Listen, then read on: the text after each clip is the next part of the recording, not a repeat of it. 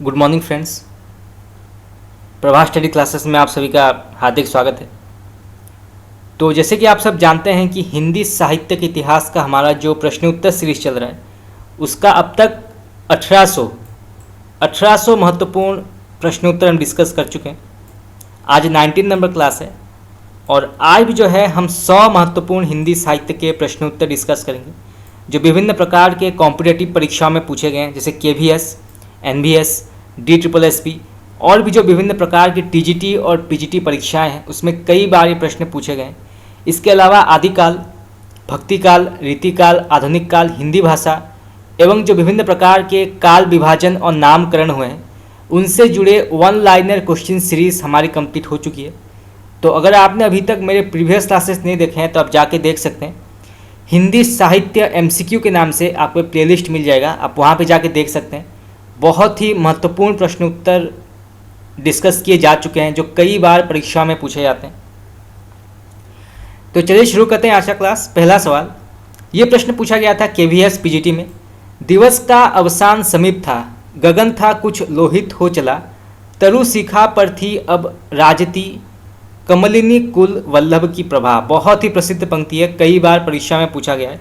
खास करके दिवस का अवसान समीप था, ये कई बार पूछा जाता है कि इसके लेखक का नाम क्या है और ये किस काव्य से लिया गया है। तो इसका सही उत्तर होगा आपका ऑप्शन नंबर C, प्रिय प्रवास। याद रखिएगा, ये जो है प्रिय प्रवास से लिया गया है। और इसके लेखक का नाम क्या है? तो इस लेखक का नाम है अयोध्या सिंह उपाध्याय हरिओद। याद रखिएगा, अयोध्या सिंह उपाध्याय हरिओद इसके लेखक हैं। तो आपका C ऑप्शन बिल्कुल यहाँ पे सही है। ये प्रश्न पूछा गया था DSSB PGT में। 8 मास बीते जजमान, अब तो करो दक्षिणा दान। बहुत ही प्रसिद्ध पंक्ति है, इसको आप नोट कर सकते हैं, कई बार परीक्षा में पूछा गया है। 8 मास बीते जजमान, अब तो करो दक्षिणा दान। ये पंक्तियाँ जो हैं ये किस संपादक ने कहे हैं? तो इसका सही उत्तर होगा आपका option number B, Pratap Narayan Mishra. याद रखिए, प्रताप नारायण मिश्र ने कहा है 8 मास बीते जजमान, अब तो करो दक्षिणा दान। आपका B ऑप्शन बिल्कुल यहाँ पे सही है। ये प्रश्न पूछा गया था DSSB PGT में। आचार्य रामचंद्र शुक्ल की दृष्टि में किस युग के लेखकों की दृष्टि व्याकरण के नियमों पर अच्छी तरह नहीं जमी थी? बहुत ही महत्वपूर्ण प्रश्न है। तो आचार्य रामचंद्र शुक्ल की दृष्टि में किस युग के लेखकों की दृष्टि जो है वो व्याकरण के नियमों पर अच्छी तरह नहीं जमी थी? तो इसका सही उत्तर होगा आपका ऑप्शन नंबर B, भारतेंदु युग। याद रखिए, भारतेंदु युग के जो लेखक थे उनकी दृष्टि व्याकरण के नियमों पर अच्छी तरह नहीं जमी थी। तो आपका B ऑप्शन जो है बिल्कुल यहाँ पे सही है। ये प्रश्न पूछा गया था NVS PGT में। फरिश्ते निकले रचना में मुख्य पात्र का नाम क्या है? तो इसका सही उत्तर होगा आपका ऑप्शन नंबर B, बेला बहू। याद रखिए, बेला बहू नाम का एक पात्र है फरिश्ते निकले में। तो आपका B ऑप्शन बिल्कुल यहाँ पे सही है। यह प्रश्न पूछा गया था DSSB PGT में। उपन्यास के तत्वों में कौन सा नहीं है? तो उपन्यास के तत्वों में कौन सा नहीं है? तो इसका सही उत्तर होगा आपका ऑप्शन नंबर D, रंग निर्देश। याद रखिएगा, रंग निर्देश जो है इसमें उपन्यास के तत्वों में ये शामिल नहीं है, यानी कि आपका D ऑप्शन बिल्कुल गलत है।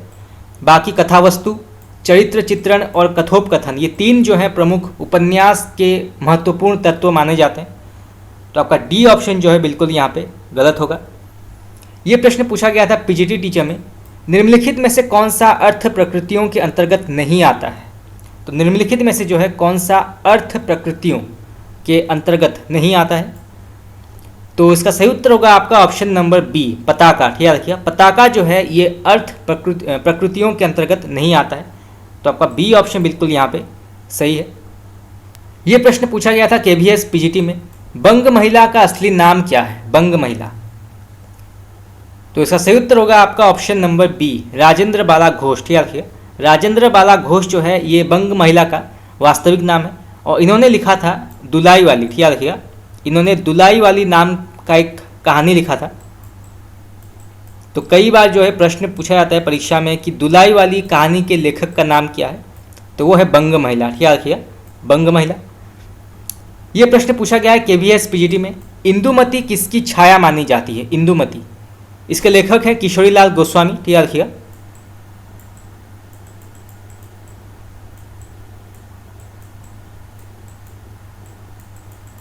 किशोरीलाल गोस्वामी इसके लेखक हैं, इंदुमती के।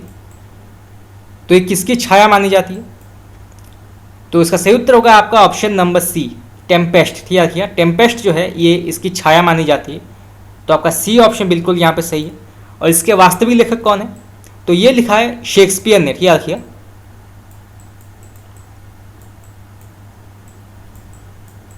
शेक्सपियर इसके रचनाकार हैं। तो आपका सी ऑप्शन बिल्कुल यहाँ पे सही है। यह प्रश्न पूछा गया था DSSP PGT में, मुद्रा राक्षस नाटक का नायक कौन है? मुद्रा राक्षस नाटक का नायक कौन है? तो इसका सही उत्तर होगा आपका ऑप्शन नंबर सी, चाणक्य। ठीक है, रखिएगा, चाणक्य। यह प्रश्न पूछा गया था PGT में, इनमें प्रवासी कहानीकार कौन है? तो इनमें से जो है प्रवासी कहानीकार कौन जाने जाते हैं या कौन माने जाते हैं? तो इसका सही उत्तर होगा आपका option number B, Tejendra Verma, Tejendra Sharma. ठीक है, रखिएगा, तेजेंद्र शर्मा जो हैं ये प्रवासी कहानीकार माने जाते हैं। तो आपका बी ऑप्शन बिल्कुल यहाँ पे सही है। यह प्रश्न पूछा गया था KVS PGT में, निम्नलिखित में कौन कार्यावस्था के अंतर्गत नहीं है? तो निम्नलिखित में से जो है कौन कार्यावस्था के अंतर्गत नहीं है? तो इसका सही उत्तर होगा आपका ऑप्शन नंबर डी, उत्पाद्य। ठीक है, रखिएगा, उत्पाद्य। यह प्रश्न पूछा गया था KVS PGT में, हिंदी का ऐसा कौन निबंधकार है जिसके ध्यान में लिखते समय बाण और डंडी रहा करते थे? तो इसका सही उत्तर होगा आपका option number C, Govind Narayan Mishra. ठीक है, गोविंद नारायण मिश्र। इसको आप नोट कर सकते हैं, परीक्षा में पूछा जा सकता है।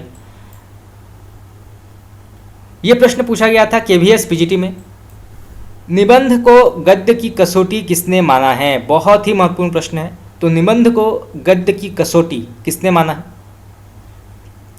तो इसका सही उत्तर होगा आपका ऑप्शन नंबर सी, आचार्य रामचंद्र शुक्ल। ठीक है, आचार्य रामचंद्र शुक्ल ने निबंध को गद्य की कसौटी माना है। तो आपका सी ऑप्शन बिल्कुल यहाँ पे सही है। यह प्रश्न पूछा गया था KVS PGT में, लाला श्रीनिवास दास के संयोगिता स्वयंवर की सच्ची समालोचना किससे की थी? तो लाला श्रीनिवास दास के संयोगिता स्वयंवर की सच्ची समालोचना जो है किससे की थी? तो इसका सही उत्तर होगा आपका option number D, Balkrishna Bhatt. ठीक है, बालकृष्ण भट्ट। आपका डी ऑप्शन बिल्कुल यहाँ पे सही है। यह प्रश्न पूछा गया था KVS PGT में, मणिकर्णिका आत्मकथा किसकी है? मणिकर्णिका। तो इसका सही उत्तर होगा आपका ऑप्शन नंबर डी, तुलसीराम। ठीक है, तुलसीराम की आत्मकथा है मणिकर्णिका। और यहाँ से जो है ये भी प्रश्न पूछा जा सकता है कि मणिकर्णिका जो है ये किस प्रकार के साहित्य रूप या किस प्रकार के साहित्य विधा के अंतर्गत आती है? तो ये आती है आत्मकथा। ठीक है, आत्मकथा के अंतर्गत आती है मणिकर्णिका। ये प्रश्न पूछा गया था KVS PGT में, आजमगढ़ रीडर किस प्रेस से प्रकाशित हुई थी? तो आजमगढ़ रीडर जो है ये किस प्रेस से प्रकाशित हुई थी? तो इसका सही उत्तर होगा आपका option number D, Allahabad mission press से। ठीक है, ऑप्शन नंबर डी। ये प्रश्न पूछा गया था KVS PGT में, वर्तमान साहित्य पत्रिका के संपादक कौन है? तो वर्तमान साहित्य पत्रिका के संपादक कौन है? तो इसका सही उत्तर होगा आपका ऑप्शन नंबर डी, विभूति नारायण राय। ठीक है, विभूति नारायण राय जो हैं ये वर्तमान साहित्य के संपादक हैं। तो आपका डी ऑप्शन बिल्कुल यहाँ पे सही है। ये प्रश्न पूछा गया था KVS PGT में, इंडियन प्रेस की स्थापना कब हुई थी? तो इंडियन प्रेस की स्थापना कब हुई थी? तो इसका सही उत्तर होगा आपका ऑप्शन नंबर ए, 1884 में। ठीक है, 1884 में इंडियन प्रेस की स्थापना हुई थी। तो आपका ए ऑप्शन बिल्कुल यहाँ पे सही है। यह प्रश्न पूछा गया था KVS PGT में, राजेंद्र यादव हंस के संपादक थे। तो राजेंद्र यादव जो थे वो कब से कब तक हंस के संपादक थे या हंस के संपादक के तौर पर उन्होंने कार्य किया? तो इसका सही उत्तर होगा आपका ऑप्शन नंबर सी, 1986 से 2013। ठीक है, 1986 से 2013 तक राजेंद्र यादव ने हंस पत्रिका का संपादन किया था। तो आपका सी ऑप्शन बिल्कुल यहाँ पे सही है। यह प्रश्न पूछा गया था KVS PGT में, निज भाषा उन्नति अहे सब उन्नति को मूल, बिनु निज भाषा ज्ञान के मिटत ना हिय को सूल। बहुत ही प्रसिद्ध पंक्ति है, कई बार परीक्षा में पूछा जाता है। खास करके निज भाषा उन्नति अहे सब उन्नति को मूल। ये कई बार पूछा जाता है परीक्षा में। तो ये कविता जो है किस पत्र में छपी थी? तो इसका सही उत्तर होगा आपका option number B, Hindi Pradeep. याद रखिएगा, ये जो है हिंदी प्रदीप नामक पत्र में छपी थी। निज भाषा उन्नति है सब उन्नति को मूल। और उसके संपादक का नाम क्या है? तो इसके संपादक का नाम है बाल कृष्ण भट्ट। याद रखिएगा, बाल कृष्ण भट्ट जो है ये संपादक का नाम है हिंदी प्रदीप का। तो उसको आप नोट कर लीजिए, परीक्षा में पूछा जा सकता है। चलिए आगे बढ़ते हैं। ये प्रश्न पूछा गया था KVS PGT में, रमणीयार्थ प्रतिपादक शब्द काव्यम परिभाषा किसने दी है? तो इसका सही उत्तर होगा आपका ऑप्शन नंबर बी, जगन्नाथ। याद रखिए, जगन्नाथ ने परिभाषा दी है रमणीयार्थ प्रतिपादक शब्द काव्यम। तो आपका बी ऑप्शन बिल्कुल यहाँ पे सही है। यह प्रश्न पूछा गया था KVS PGT में, सर्वोत्तम शब्द अपने सर्वोत्तम क्रम में कविता होती है, ये किसने कहा है? बहुत ही प्रसिद्ध कथन है, कई बार परीक्षा में पूछा गया है कि सर्वोत्तम शब्द अपने सर्वोत्तम क्रम में कविता होती है, ये किसने कहा है? तो इसका सही उत्तर होगा आपका ऑप्शन नंबर सी, कॉलरिज। याद रखिएगा, कॉलरिज जो है, जो पाश्चात्य लेखक जाने जाते थे, उन्होंने कहा है कि सर्वोत्तम शब्द अपने सर्वोत्तम क्रम में कविता होती है। तो आपका सी ऑप्शन बिल्कुल यहाँ पे सही है। ये प्रश्न आपका आया था KVS PGT में, वाणी और अंगों के अभिनय जिनके द्वारा प्रकट हो वे हैं क्या? तो वाणी और अंगों के अभिनय जिनके द्वारा प्रकट हो वे क्या हैं? तो इसका सही उत्तर होगा आपका ऑप्शन नंबर सी, अनुभाव। याद रखिएगा, वाणी और अंगों के अभिनय जिनके द्वारा प्रकट हो वो है अनुभाव। तो आपका सी ऑप्शन बिल्कुल यहाँ पे सही है। यह प्रश्न आपका आया था KVS PGT में, शब्दार्थ सहितो काव्यम, ये किसने कहा है? तो इसका सही उत्तर होगा आपका ऑप्शन नंबर सी, भामा। याद रखिएगा, भामा जिन्होंने अलंकार संप्रदाय का प्रवर्तन किया था।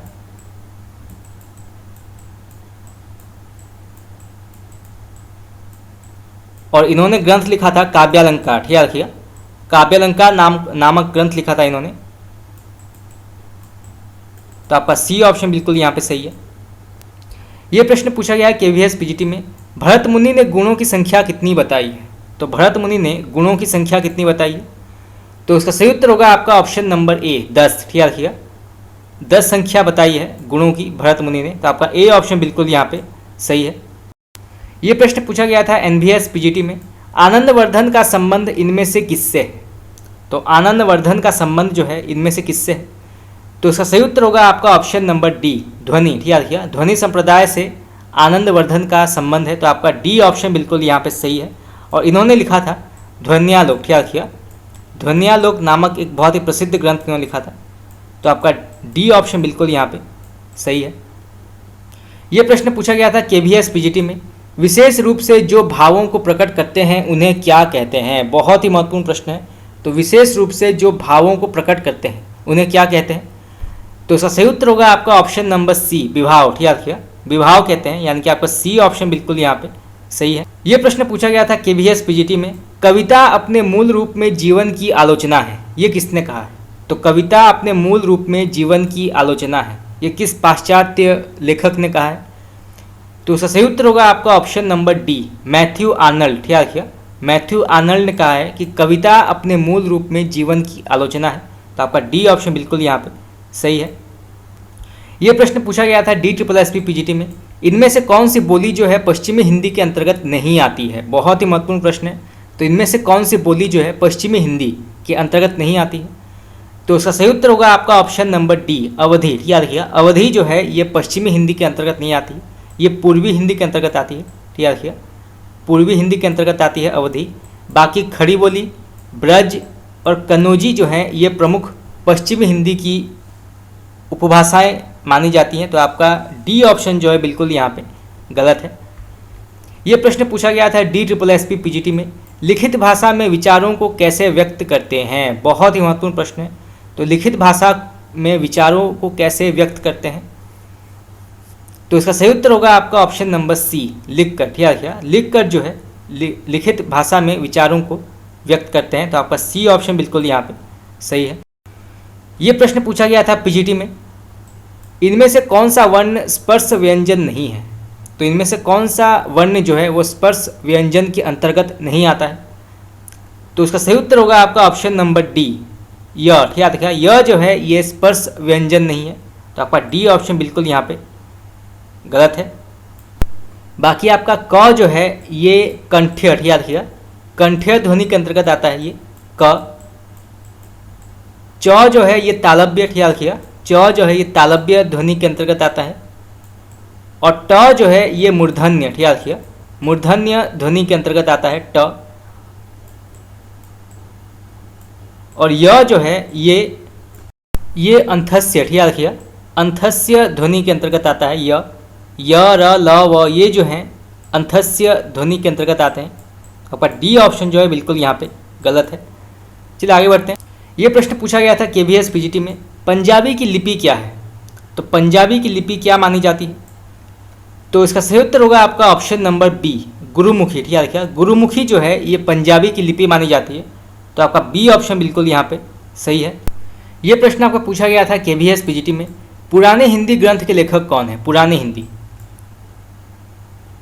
तो इसका सही उत्तर होगा आपका ऑप्शन नंबर ए, चंद्रधर शर्मा गुलेरी। ठीक है, देखिएगा चंद्रधर शर्मा गुलेरी जो हैं ये पुराने हिंदी ग्रंथ के लेखक हैं, तो आपका ए ऑप्शन बिल्कुल यहाँ पे सही है।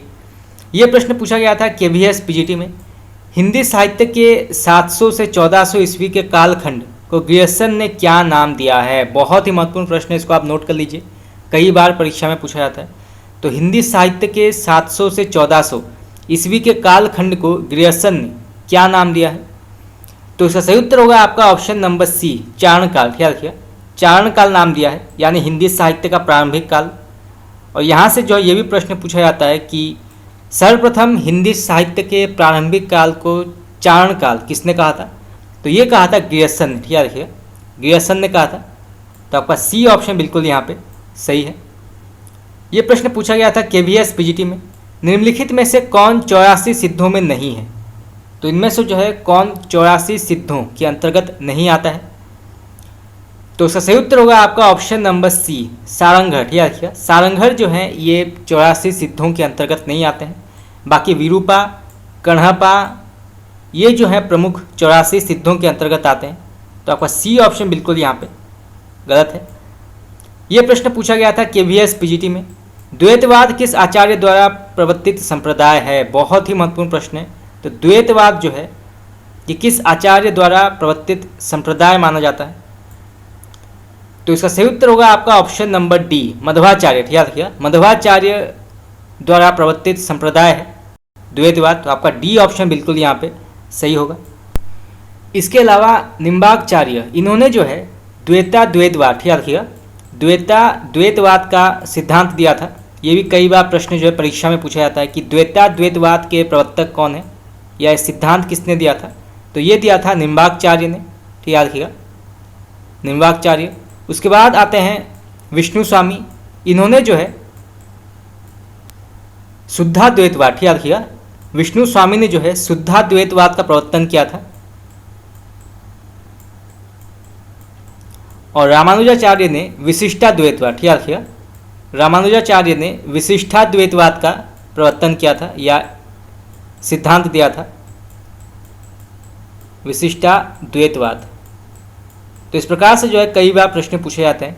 तो द्वैतवाद के प्रवर्तक माने जाते हैं निम्बार्काचार्य, सिद्धाद्वैतवाद के प्रवर्तक माने जाते हैं विष्णु स्वामी, और विशिष्टाद्वैतवाद के प्रवर्तक माने जाते हैं रामानुजाचार्य। तो इस प्रकार से जो है कई बार प्रश्न पूछा जाता है। चलिए आगे बढ़ते हैं। ये प्रश्न पूछा गया था KVS PGT में, भाषा बहुत परिष्कृत और परिमार्जित ना होने पर भी कबीर की उक्तियों में कहीं कहीं विलक्षण प्रभाव और चमत्कार है, प्रतिभा उनमें प्रखर थी, इसमें संदेह नहीं। ये पंक्ति किसने कही है? बहुत ही प्रसिद्ध पंक्तियां हैं, कई बार परीक्षा में पूछा गया है। तो भाषा बहुत परिष्कृत और परिमार्जित ना होने पर भी कबीरदास की उक्तियों में कहीं कहीं विलक्षण प्रभाव और चमत्कार है, तो प्रतिभा उनमें प्रखर थी, इसमें संदेह नहीं। ये किसने कहा है? तो इसका सही उत्तर होगा आपका ऑप्शन नंबर डी, आचार्य रामचंद्र शुक्ल ने। ठीक है, देखिए आचार्य रामचंद्र शुक्ल ने कबीरदास के संदर्भ में ये पंक्ति कही है, तो आपका डी ऑप्शन बिल्कुल यहाँ पे सही है। और आचार्य रामचंद्र शुक्ल ने कबीरदास की भाषा को पंचमेल खिचड़ी कहा था। ठीक है, देखिए इन्होंने जो है कबीरदास की भाषा को पंचमेल खिचड़ी कहा था?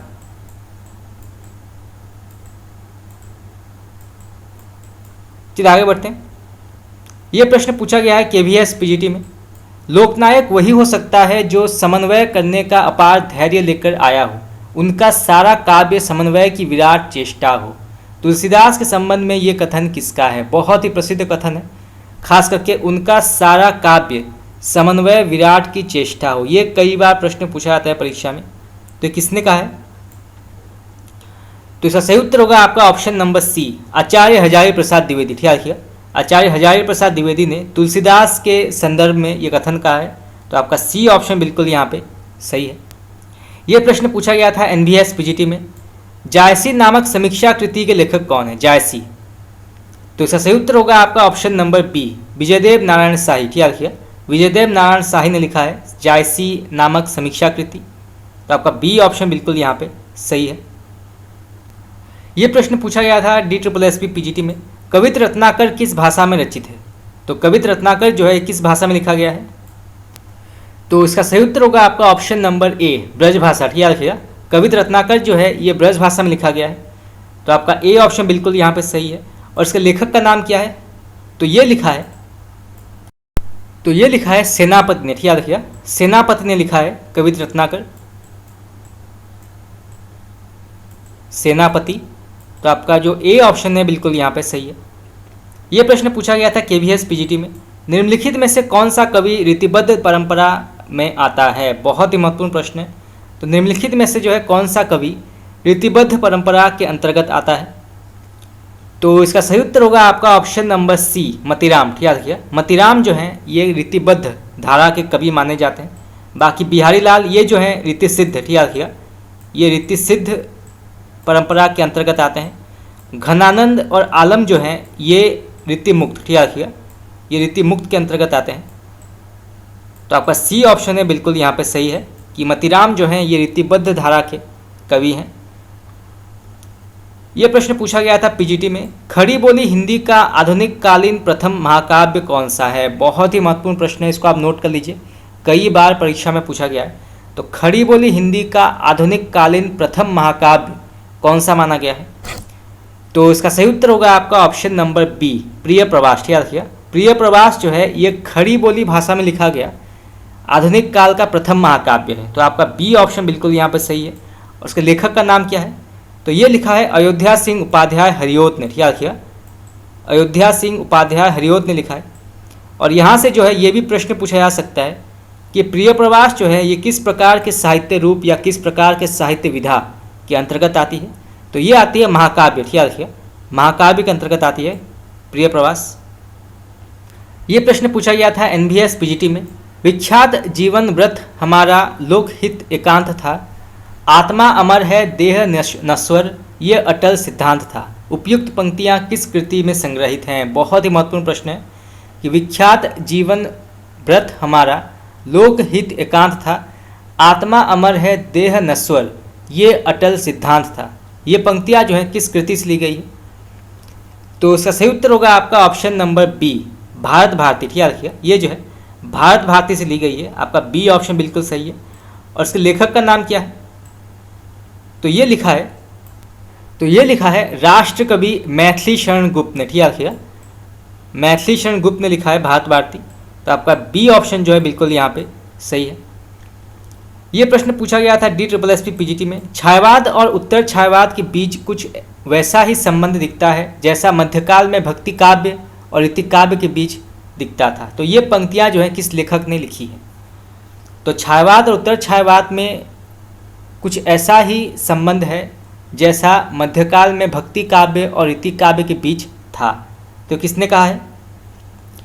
तो इसका सही उत्तर होगा आपका option number C, doctor Ram Swaroop Chaturvedi. ठीक है, रखिए डॉक्टर राम स्वरूप चतुर्वेदी ने जो है ये कहा है। तो आपका सी ऑप्शन बिल्कुल यहाँ पे सही है। यह प्रश्न पूछा गया था एनबीएस पीजीटी में। दुख ही जीवन की कथा रही, क्या कहूँ आज जो नहीं कही। बहुत ही प्रसिद्ध पंक्ति है, कई बार परीक्षा में पूछा गया है, तो उसको आप नोट कर लीजिए। दुख ही जीवन की कथा रही, क्या कहूँ आज जो नहीं कही। काव्य पंक्तियाँ किस कृति से ली गई? तो इसका सही उत्तर होगा आपका ऑप्शन नंबर बी, सरोज स्मृति। याद रखिएगा, सरोज स्मृति से ली गई है। उसके लेखक का नाम क्या है? तो ये लिखा है सूर्यकांत त्रिपाठी निराला ने। ठीक है, सूर्यकांत त्रिपाठी निराला ने लिखा है सर्वस्मृति। तो आपका बी ऑप्शन जो है बिल्कुल यहाँ पे सही है। ये प्रश्न पूछा गया था पीजीटी टीचर में, नई कविता की प्रमुख प्रवृत्ति क्या है? तो नई कविता की प्रमुख प्रवृत्ति क्या है? तो इसका सही उत्तर होगा आपका ऑप्शन नंबर डी, उपयुक्त सभी। ठीक है, यानी सभी ऑप्शन बिल्कुल सही है।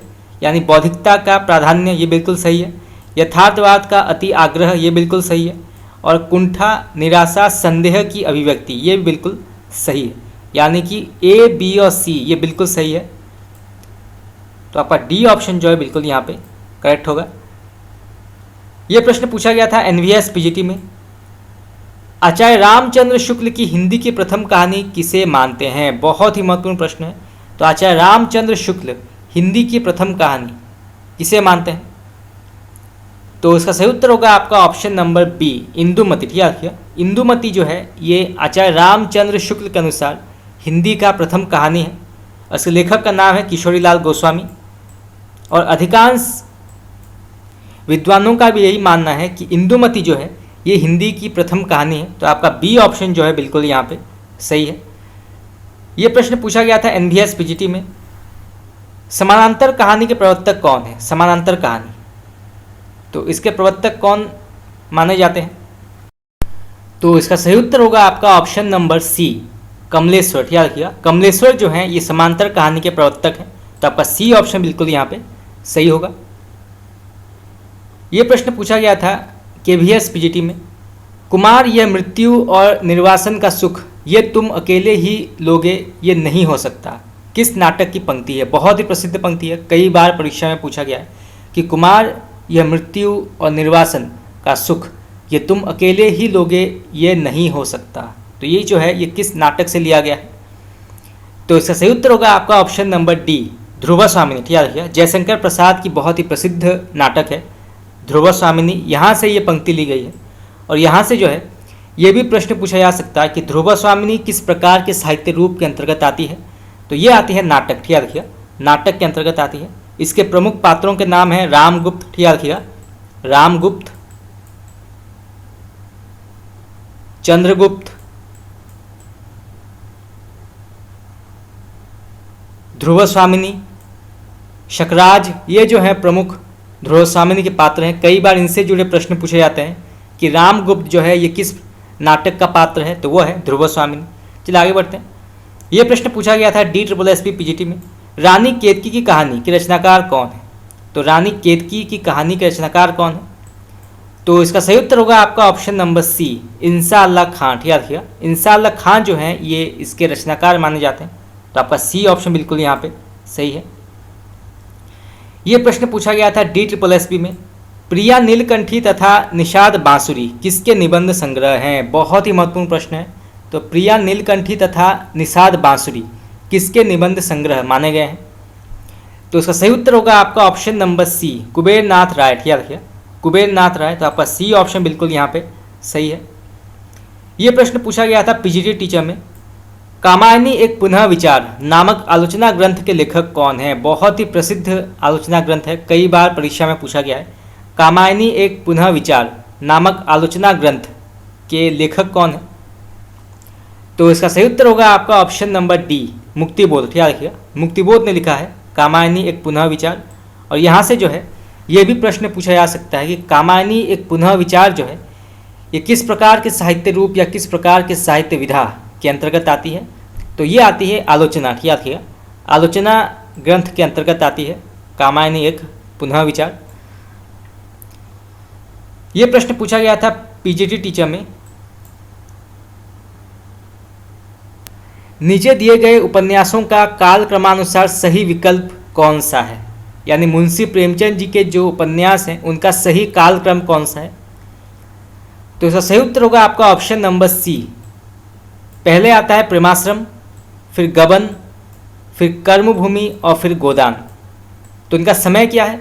तो प्रेमाश्रम लिखा गया था, तो प्रेमाश्रम का समय माना जाता है 1922। ठीक है, 1922 में जो है कर्मभूमि लिखा गया था, प्रेमाश्रम लिखा गया था। उसके बाद आता है गबन, गबन लिखा गया था 1931 में। ठीक है, 1931 में लिखा गया था गबन। उसके बाद आता है कर्मभूमि, ये लिखा गया था 1932 में, ठीक है रखिएगा, 1932 में लिखा गया था कर्मभूमि। और उसके बाद आता है गोदान, ये लिखा गया था 1936 में, ठीक है रखिएगा, 1936 में लिखा गया था गोदान।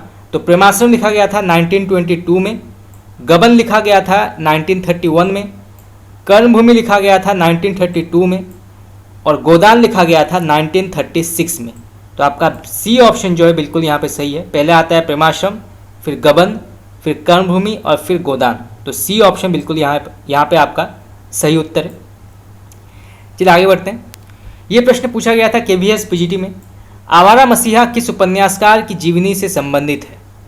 तो इसका सही उत्तर होगा आपका ऑप्शन नंबर ए, शरद चंद्र, ठीक रखिएगा, शरद चंद्र। यह प्रश्न पूछा गया है KVS PGT में, किस रचनाकार ने पौराणिक आख्यानों को अपने उपन्यासों में सर्वथा नए और विश्वसनीय रूप में प्रस्तुत किया है? बहुत ही महत्वपूर्ण प्रश्न है। तो किस रचनाकार ने पौराणिक आख्यानों को अपने उपन्यासों में सर्वथा नए और विश्वसनीय रूप में प्रस्तुत किया है? तो इसका सही उत्तर होगा आपका ऑप्शन नंबर ए, नरेंद्र कोहली, ठीक है रखिएगा, नरेंद्र कोहली। चलिए आगे बढ़ते हैं। ये प्रश्न पूछा गया था KVS PGT में, चिट्ठियाँ हो तो हर कोई बाँछे किसके पत्रों का संग्रह है? तो चिट्ठियाँ हो तो हर कोई बाँछे किसके पत्रों का संग्रह है? तो इसका सही उत्तर होगा आपका option number B, Phanishwar Nath Renu, ठीक है रखिएगा, फणीश्वर नाथ रेणु के पत्रों का संग्रह है चिट्ठियाँ हो तो हर कोई बाँछे। तो आपका बी ऑप्शन बिल्कुल यहाँ पे सही है। ये प्रश्न पूछा गया था DSSP PGT में, जैनेंद्र जी के साथ कुछ घंटे इंटरव्यू के लेखक कौन हैं? बहुत ही महत्वपूर्ण प्रश्न है, कई बार प्रश्न पूछा गया है। तो जैनेंद्र जी के साथ कुछ घंटे इंटरव्यू के रचनाकार या लेखक कौन है? तो इसका सही उत्तर होगा आपका ऑप्शन नंबर ए, नंद कुमार कोहली, ठीक है रखिएगा, ऑप्शन नंबर ए। चलिए आगे बढ़ते हैं। ये प्रश्न पूछा गया था PGT टीचर में, बंगाल का अकाल रिपोर्टाज लेखक कौन है? बंगाल का अकाल बहुत ही प्रसिद्ध रिपोर्टाज है, कई बार परीक्षा में पूछा जाता है। तो बंगाल का अकाल रिपोर्टाज लेखक कौन है? तो इसका सही उत्तर होगा आपका ऑप्शन नंबर ए, रांगेय राघव, ठीक है रखिएगा, रांगेय राघव की बहुत ही प्रसिद्ध रिपोर्टाज है बंगाल का अकाल। ये प्रश्न पूछा गया था KVS PGT में, एक बूंद सहसा उछली यात्रा वृत्तांत के लेखक कौन है? एक बूंद सहसा उछली यात्रा वृत्तांत के लेखक कौन है? तो इसका सही उत्तर होगा आपका ऑप्शन नंबर बी, अज्ञेय, ठीक है, सच्चिदानंद हीरानंद वासनायन अज्ञेय जो है ये एक बूंद सहसा उछली के लेखक हैं। और यहाँ से जो है ये भी प्रश्न पूछा जा सकता है कि एक बूंद सहसा उछली किस प्रकार के साहित्य रूप के अंतर्गत आती है? तो ये आती है यात्रा वृत्त, ठीक है, यात्रा वृत्तांत के अंतर्गत आती है एक बूंद सहसा उछली। और बंगाल का काल जो है ये रिपोर्टाज, ठीक है रखिएगा, रिपोर्टाज के अंतर्गत आती है। तो दो प्रकार के प्रश्न जो है यहाँ से पूछे जा सकते हैं। ये प्रश्न पूछा गया था PGT टीचर में, मृदहिया किस लेखक की आत्मकथा है? तो इसका सही उत्तर होगा आपका ऑप्शन नंबर ए, तुलसीराम, ठीक है रखिएगा, तुलसीराम ने लिखा है मृदहिया। और यहाँ से जो है ये भी प्रश्न पूछा जा सकता है कि ये जो है किस प्रकार के साहित्य रूप या किस प्रकार के साहित्य विधा के अंतर्गत आती है? तो ये आती है आत्मकथा, ठीक है रखिएगा, आत्मकथा के अंतर्गत आती है। तो आपका ए ऑप्शन बिल्कुल यहाँ पे सही है। चलिए आगे बढ़ते हैं। ये प्रश्न पूछा गया था NVS PGT में, कुछ आप बीती कुछ जग बीती संस्मरण के लेखक कौन है? बहुत ही प्रसिद्ध रचना है, कई बार परीक्षा में पूछा जाता है। कुछ आप बीती कुछ जग बीती संस्मरण के लेखक कौन है? तो इसका सही उत्तर होगा आपका option number C, Bharatendu Harishchandra, ठीक है रखिएगा, भारतेंदु हरिश्चंद्र की बहुत ही प्रसिद्ध संस्मरण है। और यहाँ से जो है ये भी प्रश्न पूछा जा सकता है कि कुछ आप बीती कुछ जग बीती किस प्रकार के साहित्य रूप के अंतर्गत आती है? तो ये आती है संस्मरण, ठीक है रखिएगा, संस्मरण के अंतर्गत आती है। ये प्रश्न पूछा गया था KVS PGT में, नागरिक प्रचारणी सभा के संस्थापकों में कौन नहीं है? बहुत ही महत्वपूर्ण प्रश्न है, इसको आप नोट कर लीजिए, कई बार परीक्षा में पूछा जाता है। तो नागरिक प्रचारणी सभा में संस्थापकों में कौन एक नहीं है? तो इसका सही उत्तर होगा आपका option number C, Ramchandra Verma. याद रखिएगा, रामचंद्र वर्मा जो हैं ये नागरिक प्रचारणी सभा के संस्थापकों में नहीं है। बाकी श्याम सुंदर दास, पंडित राम नारायण मिश्र और ठाकुर शिव प्रसाद सिंह, ये जो हैं नागरिक प्रचारणी सभा के संस्थापक हैं। तो ए, बी और डी जो है ये बिल्कुल सही है, परंतु सी जो है ये बिल्कुल गलत है। तो आपका सी ऑप्शन जो है बिल्कुल यहाँ पे गलत हो जाएगा। चलिए आगे बढ़ते हैं। ये प्रश्न पूछा गया था KVS PGT में, हिंदी प्रदीप के संपादक कौन थे? तो हिंदी प्रदीप पत्र के संपादक कौन थे?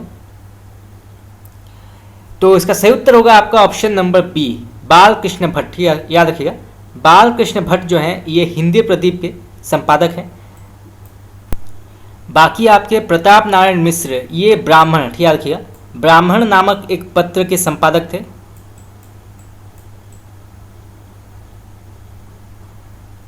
और बद्री नारायण चौधरी प्रेमघन ये आनंद कादम्बिनी, याद रखिएगा, आनंद कादम्बिनी नामक एक पत्र के संपादक थे। तो कई प्रकार के प्रश्न जो है यहाँ से पूछे जा सकते हैं। चलिए आगे बढ़ते हैं। ये प्रश्न पूछा गया था KVS PGT में, पत्रिका और संपादक की दृष्टि से एक युग्म अशुद्ध है। तो इनमें से वो कौन सा ऑप्शन जो है वो गलत है पत्र और संपादक के दृष्टि से? तो इसका सही उत्तर होगा आपका ऑप्शन नंबर डी, नया प्रतीक। नया प्रतीक जो है इसके संपादक अमृतलाल नागर है, ये बिल्कुल गलत है। अमृतलाल सागर हैं, ये बिल्कुल गलत है। तो इसके वास्तविक संपादक कौन है? तो ये हैं, तो इसके संपादक हैं अज्ञेय। याद रखिए, अज्ञेय जो हैं ये नया प्रतीक पत्र के संपादक हैं। तो आपका डी ऑप्शन जो है बिल्कुल गलत है। बाकी धर्मयुग के संपादक धर्मवीर भारती हैं, ये बिल्कुल सही है। हंस के संपादक राजेंद्र यादव, ये बिल्कुल सही है। और तद्भव के संपादक अखिलेश हैं, ये बिल्कुल सही है। परंतु नया प्रतीक जो है इसके संपादक अमृतलाल सागर नहीं है, इसके संपादक हैं अज्ञेय जी। तो आपका डी ऑप्शन जो है बिल्कुल यहाँ पे गलत है। ये प्रश्न पूछा गया था NVS PGT में, निम्नलिखित में से किस पत्रिका का संबंध भारतेंदु हरिश्चंद्र से नहीं है? तो इनमें से वो कौन सा पत्रिका है जो कि भारतेंदु हरिश्चंद्र से संबंधित नहीं है? तो इसका सही उत्तर होगा आपका ऑप्शन नंबर डी, ब्राह्मण। याद रखिए, ब्राह्मण जो है ये इसका संबंध भारतेंदु हरिश्चंद्र से नहीं है। इसके जो संपादक हैं वो हैं प्रताप नारायण मिश्र। याद रखिए, प्रताप नारायण मिश्र जो हैं इसके संपादक हैं। बाकी कवि वचन सुधा, हरिश्चंद्र मैगजीन और बाला बोधिनी, ये जो हैं प्रमुख भारतेंदु हरिश्चंद्र के पत्रिकाएं हैं। तो आपका डी ऑप्शन जो है बिल्कुल यहाँ पे गलत है। चलिए आगे बढ़ते हैं। ये प्रश्न पूछा गया था DSSB PGT में, निम्नलिखित में से किसने किसी पत्रिका का संपादन नहीं किया है? तो किसने जो है किसी भी पत्रिका का संपादन नहीं किया है? तो इसका सही उत्तर होगा आपका option number D, Bhishma Sahni. याद रखिएगा, भीष्म साहनी ने किसी भी पत्रिका का संपादन नहीं किया है। तो आपका डी ऑप्शन बिल्कुल सही है। राजेंद्र यादव ने हंस का संपादन किया है, धर्मवीर भारती ने धर्मयुग का संपादन किया है और अज्ञेय जी ने नया प्रतीक का संपादन किया है। तो आपका डी ऑप्शन जो है बिल्कुल यहाँ पे सही है। चलिए आगे बढ़ते हैं। ये प्रश्न पूछा गया था PGT में, सरस्वती पत्रिका का प्रकाशन वर्ष क्या है? बहुत ही महत्वपूर्ण प्रश्न है, कई बार परीक्षा में पूछा जाता है।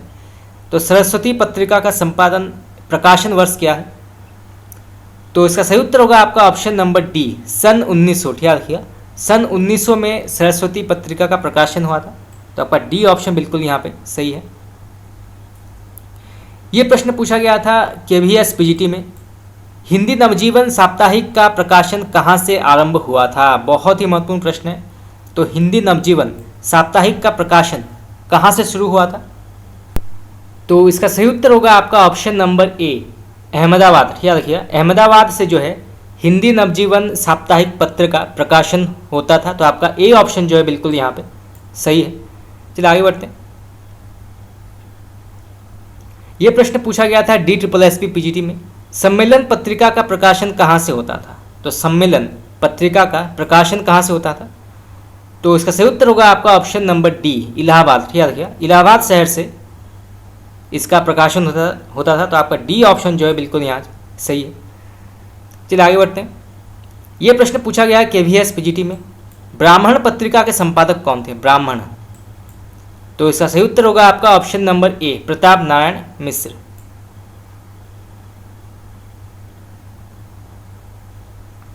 ये प्रश्न पूछा गया है PGT में, दैनिकी हिंदुस्तान का प्रकाशन मालवीय जी के संपादन में कहाँ से होता था? बहुत ही महत्वपूर्ण प्रश्न है। तो दैनिकी हिंदुस्तान का प्रकाशन जो है, जो मालवीय जी के संपादन से होता था, ये किस स्थान से इसका संपादन होता था या इसका प्रकाशन होता था? तो इसका सही उत्तर होगा आपका ऑप्शन नंबर सी, प्रतापगढ़। क्या रखिए, प्रतापगढ़ से इसका प्रकाशन होता था। तो आपका सी ऑप्शन जो है बिल्कुल यहाँ पे सही है। यह प्रश्न पूछा गया था KVS PGT में, निम्नलिखित में से एक तथ्य गलत है, वो क्या है? तो इनमें से वो कौन सा तथ्य जो है गलत है? तो इसका सही उत्तर होगा आपका ऑप्शन नंबर सी, दिनमान के प्रथम संपादक रघुवीर सहाय थे। ये बिल्कुल गलत है। तो इसके संपादक कौन थे दिनमान के? तो इसके संपादक थे, तो इसके पहले संपादक माने जाते हैं अज्ञेय जी। याद रखिए, इसके पहले संपादक माने जाते हैं अज्ञेय जी। तो आपका सी जो है बिल्कुल गलत है कि दिनमान के प्रथम संपादक रघुवीर सहाय हैं। ये बिल्कुल गलत है। दिनमान के प्रथम संपादक हैं अज्ञेय जी।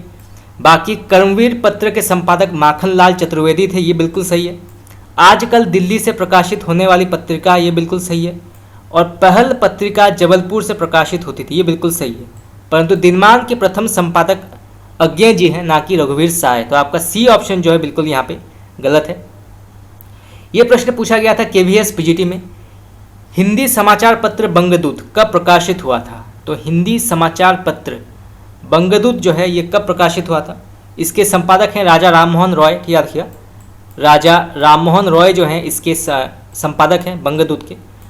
तो ये प्रकाशित हुई थी सन 1829 में। याद रखिएगा, 1829 में बंगदूत प्रकाशित हुई थी। तो आपका बी ऑप्शन बिल्कुल यहाँ पे सही है।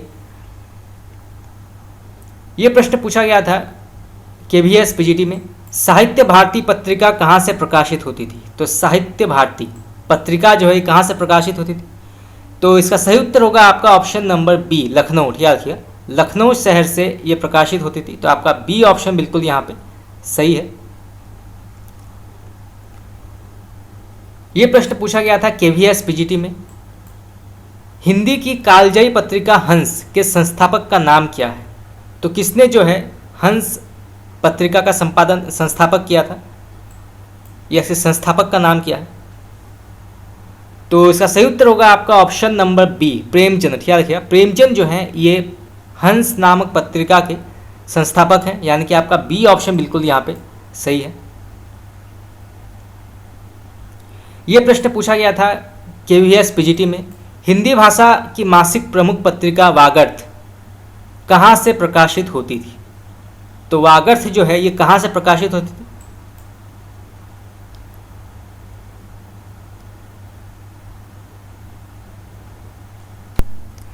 तो इसका सही उत्तर होगा आपका ऑप्शन नंबर ए, कलकत्ता। याद किया, कलकत्ता शहर से वागर्थ प्रकाशित होती थी। तो आपका ए ऑप्शन जो है बिल्कुल यहाँ पे सही है। तो फ्रेंड्स, आज के लिए इतना ही। आज हमने कुछ और महत्वपूर्ण हिंदी साहित्य के प्रश्न उत्तर डिस्कस किए जो कई बार परीक्षा में पूछे जाते हैं, और बहुत जल्द जो है हम इस पूरे सीरीज़ को कंप्लीट कर देंगे। तो आज के लिए इतना ही। आपका बहुत बहुत धन्यवाद।